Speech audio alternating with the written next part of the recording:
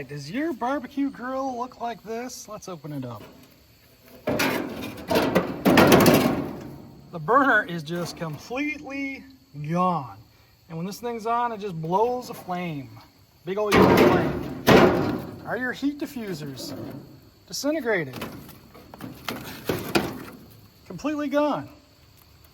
Well, get yourself a kit like this and I'll show you how to replace it. All right, don't throw away your barbecue grill. If you're like me and you got a stainless steel grill, chances are everything that's stainless is still stainless, didn't rust.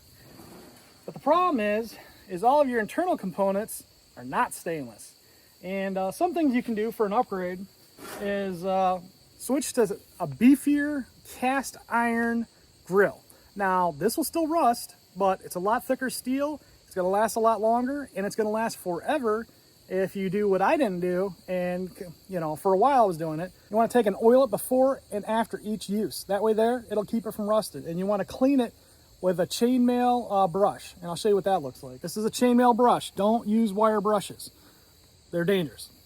What happens with a wire brush, a steel wire brush, the bristles in the brush can break off into the grill, and then when you cook and you don't see it, that bristle goes into your food, and then now you've got steel in your body, which you don't want. That can cause all kinds of issues. Use something like this. Look at the surface on that. Smooth. That's all you need. All right, so the first step, if you didn't guess it, is just getting the junk out.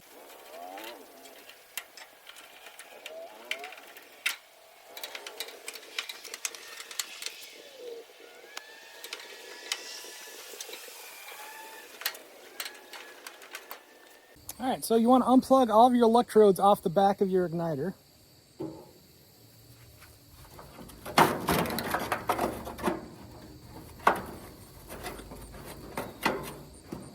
And then we need to fish the wire that goes to each burner starter.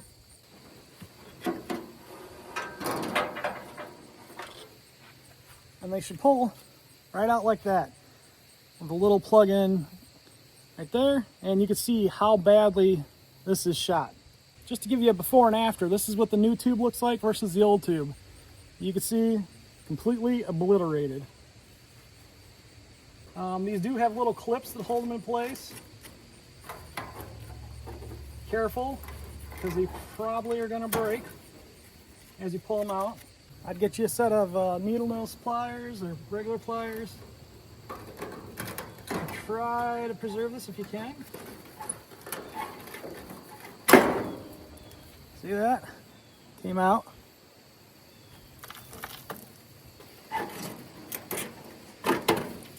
That one broke off. Happens.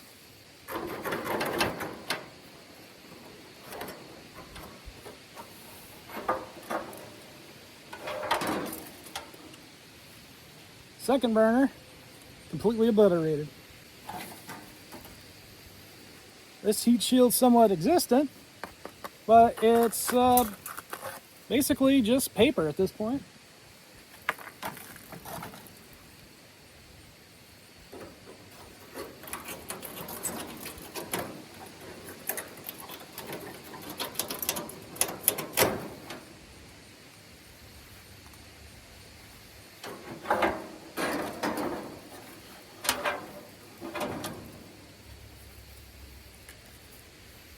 Third burner tube, just about paper.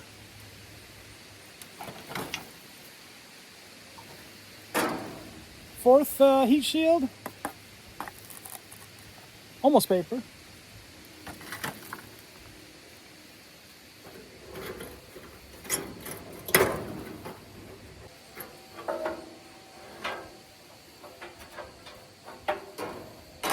And fourth burner tube, obliterated. All right, down in here, my grease collector is also pretty bad shape.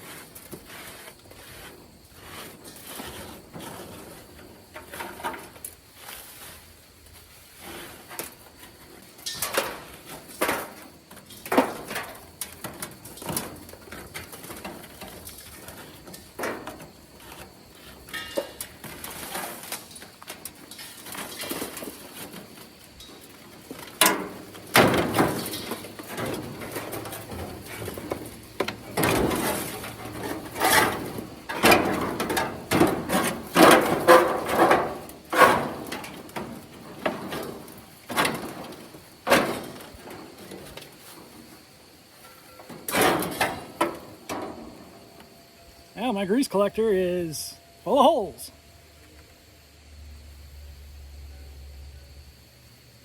All right, I'm gonna run just to Home Depot and just buy a piece of steel, put it in there, and call it a day. Maybe I'll find a piece of maybe aluminum diamond plating, put it in there so it don't rust. Let's take a look, see what they got. All right, after a quick trip to the old Home Depot, I got me a piece of aluminum diamond plating. It's thin, which is nice, and the diamond kind of makes it strong. And the best part is it's aluminum, so it won't rust in theory. And I believe it's safe to be around food as well. So let's see how she fits. Oh, this panel is a 1 foot by 2 foot panel. All right, as you can see,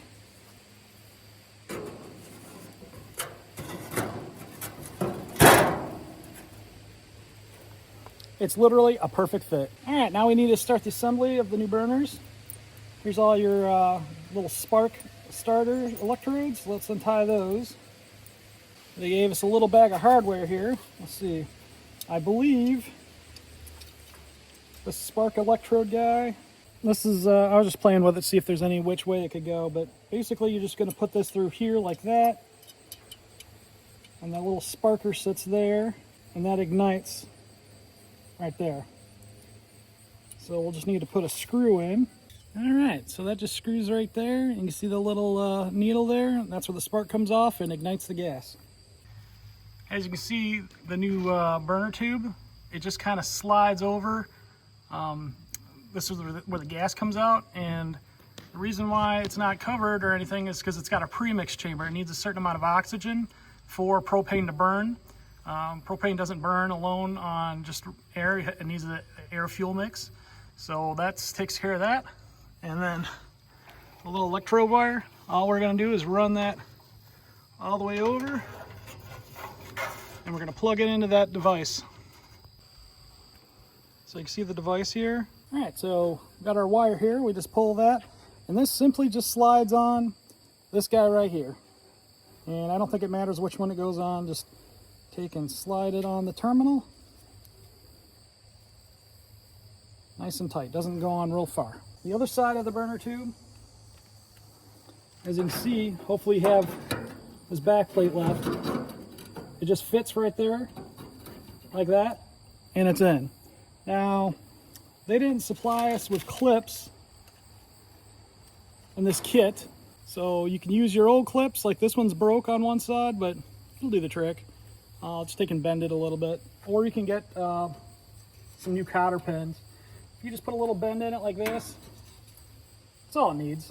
It ain't going nowhere. I mean, unless you're rolling this thing around a lot, in which case your plate might fall off. So I would be careful of that. And we'll just keep repeating this.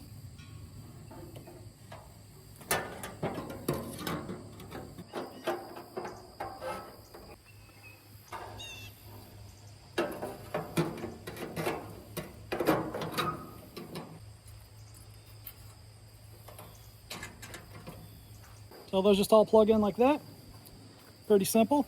Now is an opportune time to change the battery. So this little ignition module just comes on the back right here. Poke it through the hole. And then it has a plastic nut. Go ahead and screw that down.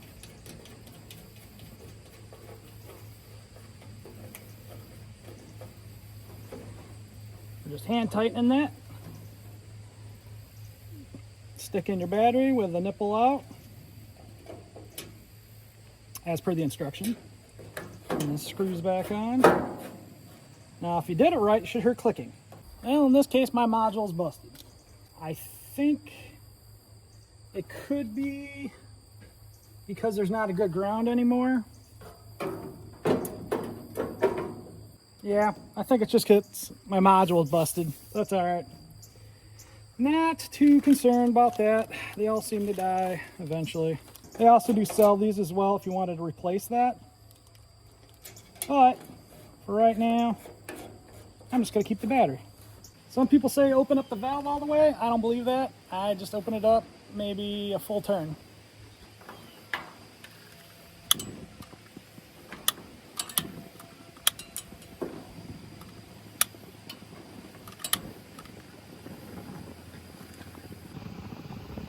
if you can see it or not, but those flames are nice and blue. It's hard to see because, you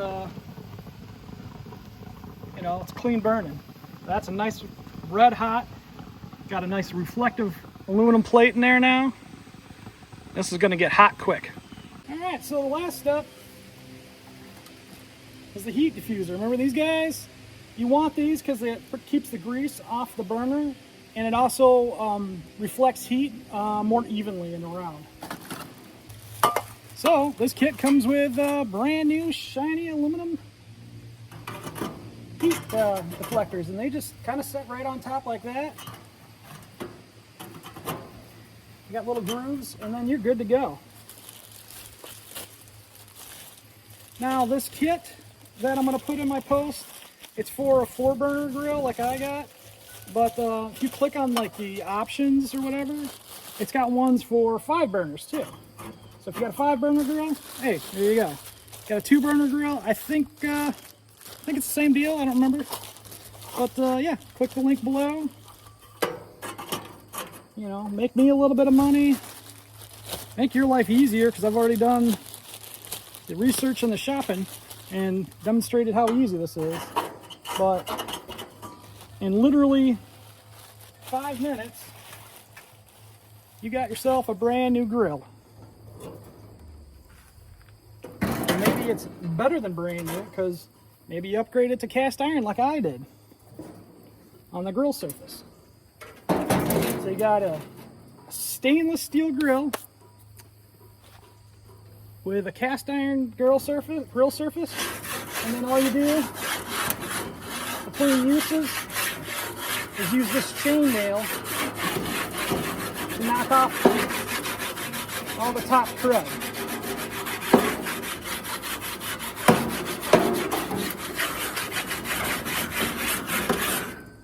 When I say oil too, just use regular vegetable oil, guys. Use vegetable, don't use olive. Vegetable oil is much higher smoke point, more high temperatures. And before and after each use, just use a squirt bottle. This used to be a wide spray, but you know. All right, since my homemade spray bottle of vegetable oil gummed up, guess what, guys? You can just buy regular old cooking spray. Make sure it's vegetable oil.